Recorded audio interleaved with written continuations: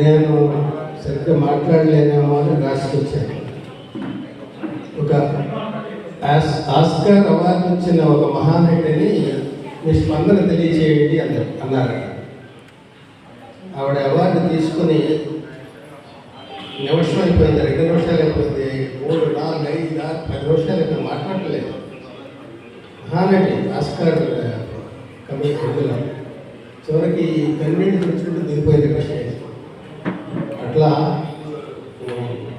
నేను కూడా నిజంగా మాట్లాడగలదో లేదో అని ఈ సభకి నన్ను ఎన్నుకున్నందుకు అగౌరవపడకూడదని, నాకు మంచి మాటలు మాట్లాడడానికి ప్రయత్నించాలని ఎవరేమవుతుందో పర్వాలేదని, నేను రచయితని ఆర్టిస్టులు కాబట్టి ఇద్దరిని ఒకసారి నేను ఆహ్వానించుకొని ఏదో అనుకుంటున్నాను. మాటలు ఏం రాస్తానో అదే చెప్పేస్తాను. ఏంటి మన ఒళ్ళు అందరూ వచ్చినట్టేనా? పొట్టు భద్రంగాడు, నడుపుడు అన్నారంగాడు, కుంటే అక్కడ బ్యాట్లేడి, ఎలక పిల్ల, ఇంకా అందరూ వచ్చినట్టేనా? సరే,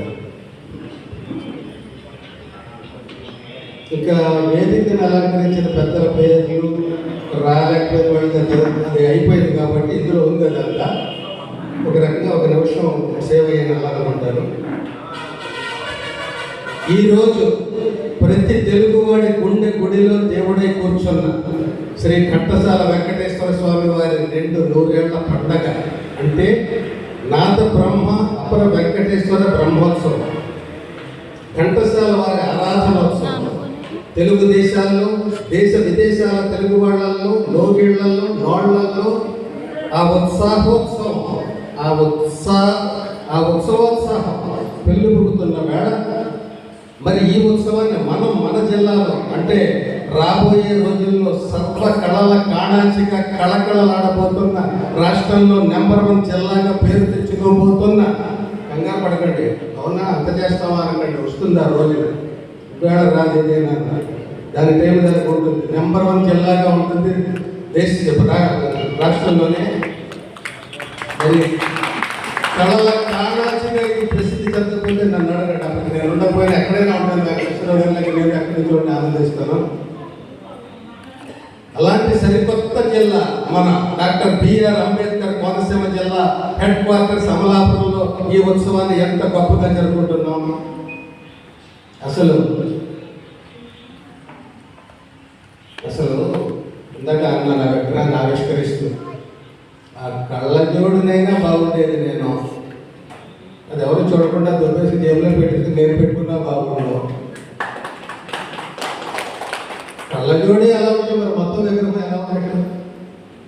అంత అద్భుతంగా చెక్కిన కూర్చుంటేనే 6 అడుగులు తన కంఠశాలని నవరసాల పాటల వంటశాలగా మార్చుకున్న ఘంటసాల వారి 2ఏళ్ల విగ్రహం. ఆహా, ఎవరు అపురూప శిల్పి, ఎవరు అపర మైబ్రహ్మ, ఆచార్య శ్రీరాజ్ కుమార్ వడ గారు కదా, ఆయన తప్ప ఇంకెవరు చెక్కగలరు అంత చక్కగా. మరి ఎంత అత్యద్భుత ఉత్సవాన్ని సారథులై నడిపిస్తున్న వారెవరు? నేను చెప్పేసిన వారందరూ. ఇక వారందరికీ వందనాలు. ఎన్నో పండుగలు మన తెలుగు వాళ్ళం ఏటేటా జరుపుకుంటూ ఉంటాం. వాటిలో 2 ప్రత్యేకమైనవి. వినాయక చవితి చాలా భక్తితో జరుపుకుంటాం, ఇంకోటి ఘంటసాల పుట్టినరోజు అనురక్తితో జరుపుకుంటాం. అనురక్తి అంటే ఎంతో ప్రేమ, అభిమానం, అనురాగం, పూర్యం, విశ్వాసం, ఇంకా ఎన్నో. ఆ మహాగాయకుడు కేవలం ఒక పద్మశ్రీలో ఎవడతాడా? ఆయన గాన గంధర్వుడు, గాన ఘనపాటి, కుంభావ సరస్వతి, నాథ నారదుడు, అపర తొంబరుడు. శ్రీ ఘంటసాల వెంకటేశ్వరరావు గారి జీవితం తెరిచిన పుస్తకం, తెలుగు వారందరూ చదివిన పుస్తకం. అయినా ఈ పర్వదినాన 1-2 పేజీలన్నా పారాయణ చేయండి, పండగ పూర్తి కాదు. ఘంటసాల గారు నిరుపేద కుటుంబంలో పుట్టాడు. చిన్నప్పుడు చుట్టుపక్కల ఊళ్ళల్లో గుళ్ళల్లో తండ్రితో భజన పాటలు పాడుతూ తిరిగి ఇంటికి వచ్చే ఘంటసాల ఓ రోజు ఇంటికి తిరిగి రాలేదు. వేలికున్న ఉంగరం అమ్మి మాయమయ్యాడు. కట్ చేస్తే విజయనగర సంగీత కళాశాలలో ప్రత్యక్షమయ్యాడు. ఇందాక సర్వేశ్వర శర్మ గారు చెప్పారు, జోలె పట్టుకుని భిక్షాటన చేస్తూ శాస్త్రీయ సంగీతాన్ని అభ్యసించి అవపాసన పట్టాడు. ఎన్నెన్నో ఎత్తులు ఎదిగాడు, కానీ గతాన్ని మాత్రం మర్చిపోలేదు. ఏ చల్లటి మహాతల్లి జీవిస్తూ నా జోలిలో భిక్ష వేసిందో ఈ రోజు నేను ఈ స్థాయికి ఎదిగాను, ప్రపంచవ్యాప్త కీర్తి ప్రతిష్టలు సంపాదించుకోగలిగాను అని ఎన్నో సందర్భాల్లో చెప్పుకునేవాడు. పొట్టి శ్రీరాములు గారు ఆంధ్ర రాష్ట్రం కోసం మద్రాసులో 56 రోజులు ఆమరణ నిరాహార దీక్ష చేసి ప్రాణాలు వదిలి అనాథ శవమై నడివీధిలో పడి ఉండడం చూసి ఆవేదనతో ఆవేశంతో రగిలిపోయి మద్రాసు నగర వీధుల్లో పాటలు పాడుతూ శవాన్ని ఊరేగించి దహన సంస్కారాలు జరిపించాడు. ఆయన అత్యున్నత వ్యక్తిత్వానికి ఒక అత్యున్నత నూనూగు మీసాల యవనంలో గాంధీ గారి పిలుపుకి క్విట్ ఇండియా ఉద్యమంలో పాల్గొని 18 నెలల జైలు శిక్ష అనుభవించిన స్వాతంత్ర సమర యువకుడు మన ఘంటసాల కళ నుండి జాలువారిన పాటలతో తెలుగు ప్రజలు ఎన్నో దశాబ్దాలు సహజీవనం చేశారు, ఇంకా చేస్తూనే ఉన్నారు. ఆయన మరణించి సుమారు 50 సంవత్సరాలైనా ఆయన పాడిన వైవిధ్య గీతాలు వింటూ ఈనాటికి మనం పరవశించిపోతూనే ఉన్నాం. ఎన్ని వేల పాటలు, లాలి పాటలు, జోల పాటలు, జారి పాటలు, గోల పాటలు, ప్రేమ గీతాలు, విరహ గీతాలు, విప్లవ గీతాలు, జాతీయ గీతాలు, జానపదాలు, సాంఘికాలు, పౌరాణిక పద్యాలు, హరికథలు, బుర్రకథలు, యక్షగానాలు, రాధాకృష్ణయ్య రాధాకృష్ణయ్య తెలుగులో కాపాడ రామయ్య అని ఆయన ఆర్థిక గానం చేస్తుంటే కృష్ణుడు వచ్చేస్తాడు, అడుగు ప్రత్యక్షం అయిపోతాడు అనిపించేస్తుంది.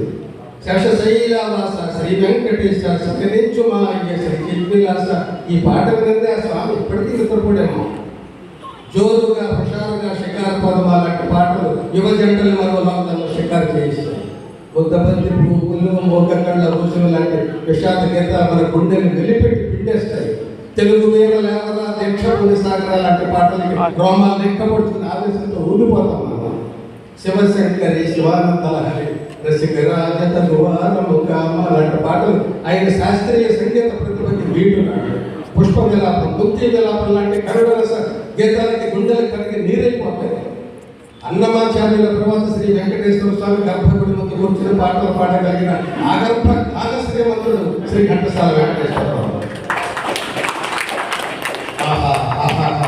మహద్భాగ్యం. అసలు ఘంటసాల అనగానే మనకు వెంటనే గుర్తుకొచ్చేది భగవద్గీత.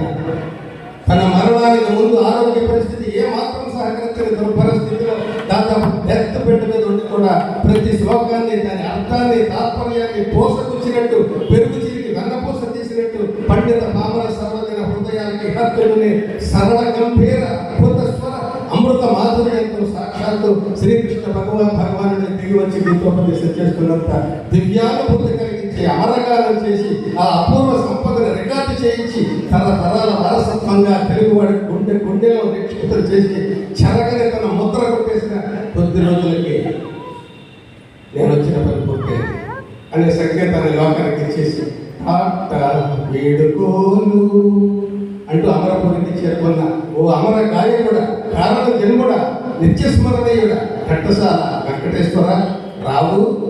మన వడయార్ గారు సృష్టించిన, మేమందరం కలిసి ప్రతిష్ఠించిన ఆ అపురూప విగ్రహంలో పులువు తీరి సజీవంగా కూర్చుండిపోవు. నిత్యం ఆ పూజలు అందుకుంటూ నీ వారసులకి గానపక్షులు ప్రసాదించవయ్యా. సమాప్తం కాదు, లేదు సమాప్తం.